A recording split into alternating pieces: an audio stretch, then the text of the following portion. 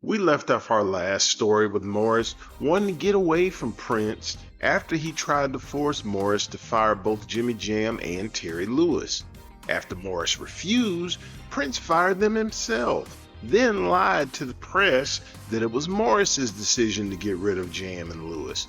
However, all of Morris's angry feelings about Prince went away when he found out that Prince was about to make a movie. Morris always knew that Prince wanted to be in movies, and that was because Prince believed that the biggest stars in music, such as Judy Garland, Elvis Presley, Frank Sinatra, and Barbra Streisand, had all become movie stars as well. Prince wanted to do that same thing too. He had begun talking about making this movie during his 1999 tour. At its essence, the plot that Prince had come up with for his movie was a version of his own life. With that in mind, Prince took a lot of the money out of his own pocket to fund the movie's $7 million budget. Vanity was initially supposed to play Prince's love interest in the movie, but at the last minute, the role was given to unknown actress Apollonia Cotero. Morris was asked by Prince to be in the movie just like this. "Hey, we're making a movie. Want to be in it?" Of course, Morris answered yes. He was paid $50,000 for his role. But Morris's band was on retainer when they weren't touring, and Prince told Morris that he had to pay for the band himself out of that money that he was paid for the movie. Of course, this cut into that $50,000, but Morris agreed, primarily because he didn't want to lose the chance to be in that movie. Having never acted before, Morris was given an acting coach to help him prepare for the movie. However, Morris hated the coach, as well as the exercises that the coach was telling him to do, like pretending to be a tree or pretending to be a butterfly that was lost in the forest. As a result, Morris didn't take the classes seriously, and he turned himself into the class clown instead. It got so bad that Prince himself had to come to Morris and tell him to quit messing around, or else he'd be fired from the set. Morris felt that his acting was more of a natural thing, and he didn't need these classes anyway. Luckily for him, the movie's director, Albert Magnoli, felt the same way. He'd come to a couple of those acting classes that Morris had been in, and he came to the conclusion that Morris had talent. Besides telling Prince to leave Morris alone, Magnoli began meeting with Morris individually. He'd go over the script with him, and he'd tell him that he could change any words that didn't sound like something he would actually say in real life. Morris took advantage of this, and basically he rewrote all of his parts to reflect his true self. This helped turn the direction of the movie around. Instead of trending toward being a darker movie, it became lighter, with Morris's character being that primary shining light. Meanwhile, Morris ran into another problem regarding the movie. He never showed up on time on set to shoot the film. In his defense, Morris had two reasons for that. First, there was absolutely no way he was going to make a 5 a.m. start for a shoot. Second, he was too high to make a 5 a.m. start for a shoot. Morris reflected that 5 a.m. wasn't when he woke up, that was what time it was when he usually went to bed. Prince would have to send out a patrol of people to try to find him when it was time to begin shooting. Once Morris got on set, despite having a first-time director, a first-time star, and a lot of people doing everything for the first time, the movie Purple Rain was completed. Morris reflected that being high at that time helped give him what he called an enhanced performance in the movie. In the part 2 video of our What Happened to Morris Day series, we talked about how on the tour bus, Morris and his band saw a video of Fred Flintstone and the Bedrock Crew doing the pterodactyl dance. At the time, we promised you that that scene would be important and that we'd come back to it.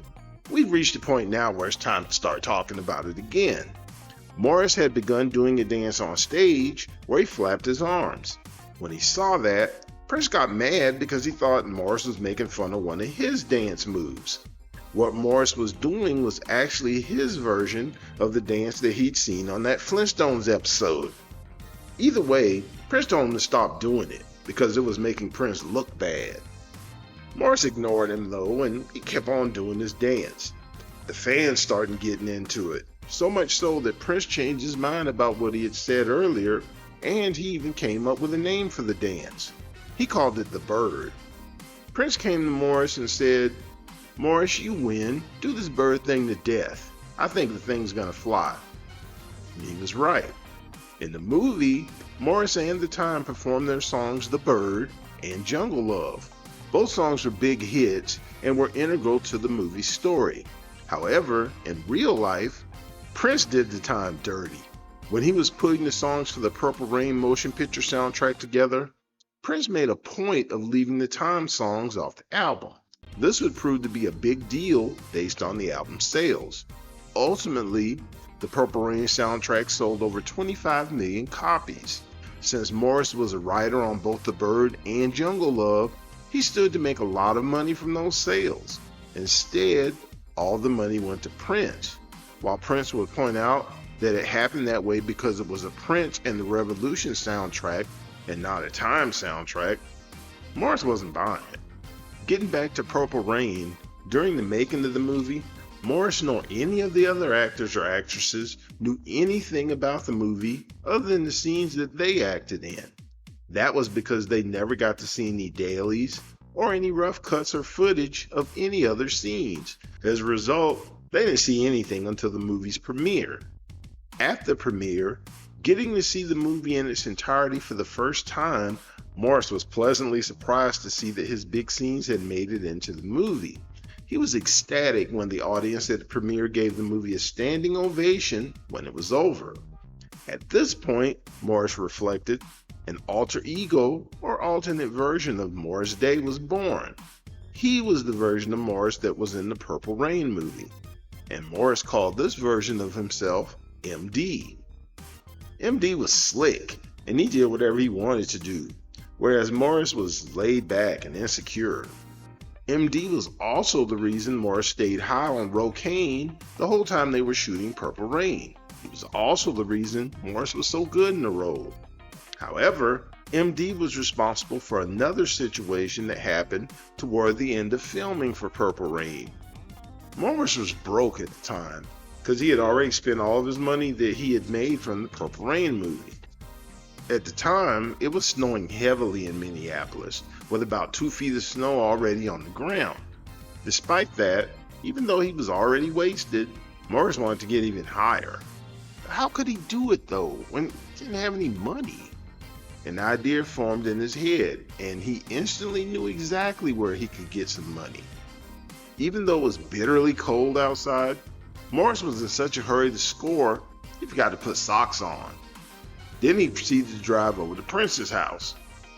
He parked his car, then he trekked through the snow and arrived with soaking wet Stacey Adams shoes at Prince's front door. Prince opened the door and he let him in. Morris sat down, then began spinning a lie about how his brother was in trouble and he needed $400 worth of help. Prince looked at Morris skeptically. Prince's manager, Steve Fargnoli, who was also there, just looked at Morris as well. Despite his skepticism, Prince gave Morris the money.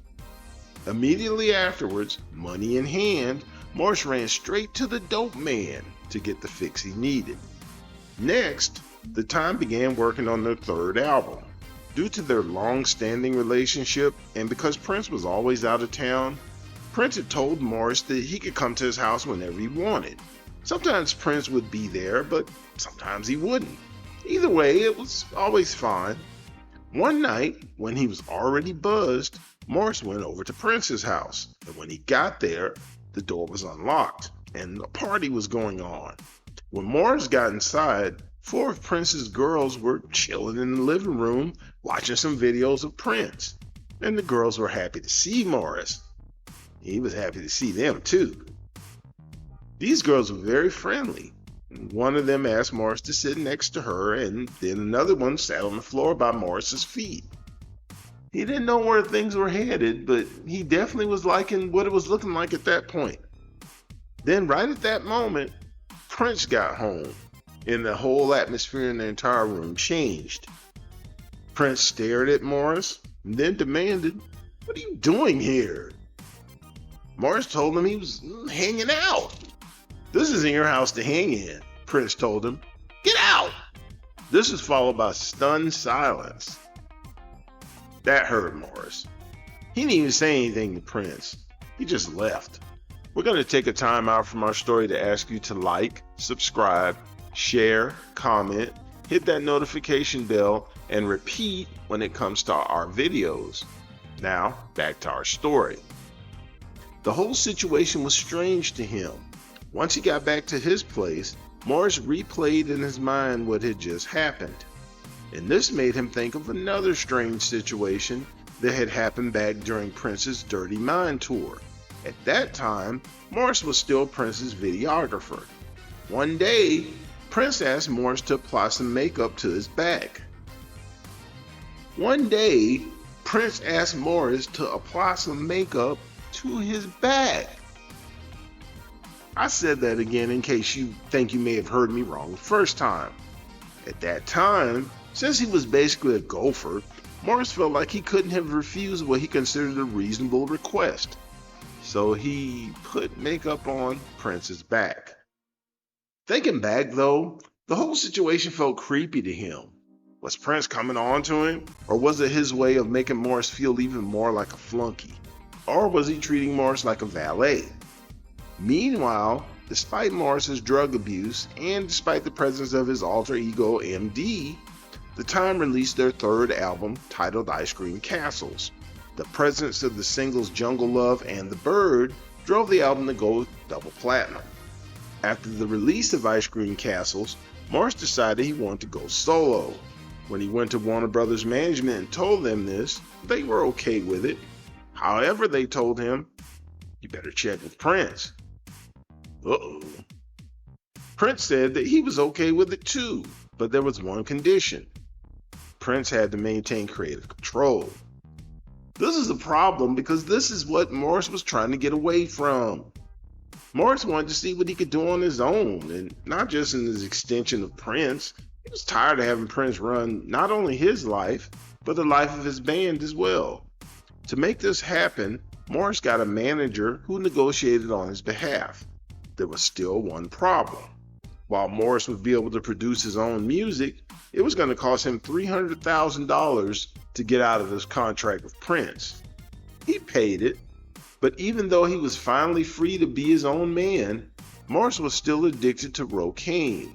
While he was able to hide it for a while, eventually his agent, Sandy Gallen, discovered this, and once he did, he insisted that Morris go to rehab.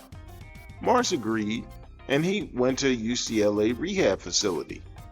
Even while he was there though, Morris would sneak out and get high, and after he finished rehab, things got even worse, as he was now on the pipe.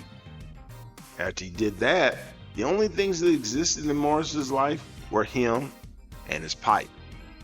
That's when his mother and his sister Sandy intervened and saved his life. They both spoke very plainly to Morris. Either he would clean himself up, or he was going to die. His mother cried, which made Morris cry too. And as a result, he went to rehab again, but this time with a different mindset. Last time he went, he was just playing a role. This time, he was ready to do the work required to get clean. It also helped that his rehab was at Lake Arrowhead, which was outside of the city. While he was there, Morris went through aversion therapy, which eventually made even the thought of cocaine a thing that made him sick to his stomach. He also was reminded every day that a force greater than himself was at work in the world. One of the most important things that Morris found while he was there was clarity. After he left rehab, Morris released his first solo album, Color of Success. Even if it wasn't a success, he at least was able to write, sing, and produce every song on the album the way that he wanted to do it. The album's breakout song was the single The Oak Tree. Around this same time, Morris was auditioning background singers. One singer in particular caught his eye. After hearing her sing 2 songs during her audition, Morris told his piano player, "I'm going to marry that woman." Her name was Judith Jones, and she was from a well-to-do family. Her dad was the first black engineer ever hired by NASA, and her mother was a middle school principal. Judith herself had studied cello and piano, had been a Soul Train dancer, and sung background on an Earth, Wind, and Fire tour. Morris thought that she was brilliant. The two of them fell for each other and got married in 1986. In 1987, Morris reunited with former Time members Jimmy Jam and Terry Lewis. The duo wrote and produced 2 songs for Morris's Daydreaming album. One of them, Fishnet, became a hit. On that track, Jelly Bean Johnson was on drums, Jesse Johnson on guitar, and Jerome Benton added background vocals. In 1988, Morris appeared as one of the stars, along with Tisha Campbell, on the TV show pilot Heart and Soul. Unfortunately, the show was not picked up for a full season. In 1989, Morris guest starred in an episode of the TV show 227. Meanwhile, as the 80s were coming to a close, Morris reunited with Prince. They hadn't seen each other for years at that point, but Prince heard some of Morris's music and wanted them to meet face to face. Ultimately, Prince wanted to do an album with Morris. He was excited about the concept, which got Morris excited too. In fact, Morris got so excited about it that he stopped working on the new Morris Day album. He didn't know, even though he should have, that Prince was going to put him on hold. At the time, Prince was working on the Batman soundtrack, which was keeping him busy. He also was interested in making another movie. That meant that his album with Morris was going to have to wait. However, he did include not only Morris, but also the time in his movie Graffiti Bridge, which was released in 1990. Even though it was nice to get the band together again, the movie was a flop. Also in 1990, on the side, Morris and the Time released the album Pandemonium. The single Jerk Out was a big hit as it went number 1 on the R&B charts. Keeping himself busy in 1990, that same year Morris was cast as one of the stars in the TV show New Attitude. The show stars Cheryl Lee Ralph and Phyllis Yvonne Stickney as sisters who ran a beauty salon. The show was canceled after only 8 episodes. After this, Morris came to a conclusion. He was tired of the Morris Day image, and he thought that people were tired of it too, and it was played out. At the same time, Warner Brothers wanted him to change his music, and the New Jack Swing style was hot, so that's the direction they wanted him to go in. He complied, but the resulting album, Guaranteed, was no guarantee at all, as it flopped. Following underachieving performances by all 3 of his solo albums, combined with a failed pilot and a failed TV show, Morris began feeling sorry for himself and feeling down. He felt like a loser, and he was looking for something to make himself feel better. As a result, he began cheating on his wife. At the same time, he ignored her and his children, his career, and his money. With no positive cash flow coming in, he wound up losing his house. At that point, his wife had enough, and she moved into graduate housing at UCLA, where she was attending school. Morris was forced to sleep on her sister Sandy's floor in her 1-bedroom apartment. At that point, Morris began messing around with a string of different women. Other than that, he didn't do much other than brood about his life and sleep. He was officially depressed. Eventually, though, he began to come out of his depression. He'd visit his wife and their children, and after a while, she forgave Morris, and they got back together. However, one of her conditions was that they had to go to counseling together. Morris was uncomfortable with doing that, but he had no choice if he wanted to be with Judy. He also formed a new version of the Time, which included the members of the original band. By 1997, Morris had rebuilt his life. He and his family had moved to Roswell, which was about 22 miles from Atlanta, Georgia. While he wasn't rich, he was making good enough money to live in the suburbs. We're going to stop part 3 of the story right here. We have one more part left, so we hope you'll come back and listen to part 4 of the Morris Day story. If you haven't heard the previous 2 episodes prior to this one, Please go back and check those out now. So that way, when we get to part 4, you're all caught up and you know exactly what's going on. Thank you for checking out our video. We appreciate you spending time with us. We have other videos that need some love too, so be sure and check those out as well. Thanks again for your time. Thanks for checking out our video. We'll see you at part 4 of the Morris Day story.